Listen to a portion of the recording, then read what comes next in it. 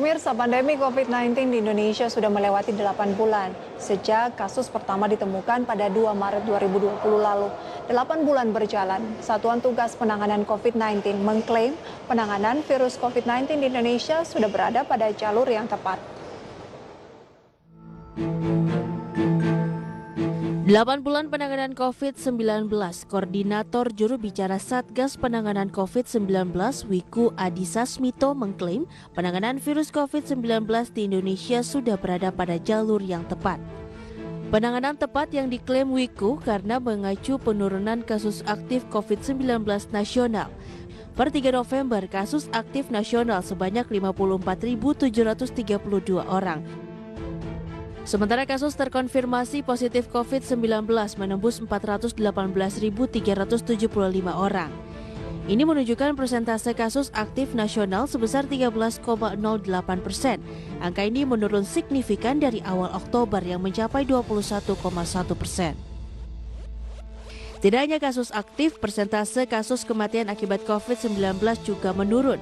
Ada 14.146 pasien meninggal karena COVID-19.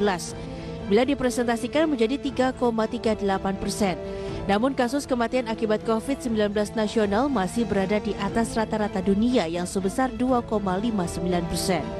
Sementara persentase kesembuhan nasional terus meningkat, bahkan jauh lebih tinggi dari rata-rata dunia. Tidak terasa bahwa perjuangan kita ini telah sampai bulan ke-8 dalam penanganan COVID-19.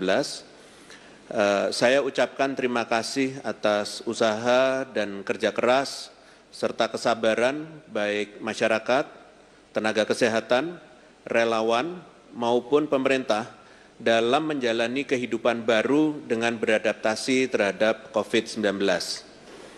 Kita telah mengukir beberapa prestasi seperti tren penurunan kasus aktif dan kematian, serta tren kenaikan angka kesembuhan dari bulan ke bulan.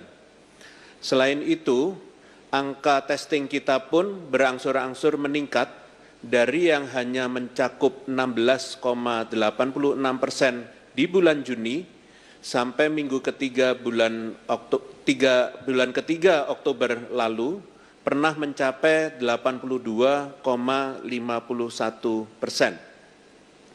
Akan tetapi tetap ingat bahwa masih ada tugas yang menanti seperti menekan angka kematian nasional sampai di bawah angka dunia. Kemudian menerapkan protokol kesehatan secara menyeluruh serta memastikan kembali 3T yaitu testing, tracing, dan treatment sehingga dapat memenuhi standar global. Tidak hanya itu, angka testing COVID-19 di Indonesia berangsur-angsur meningkat.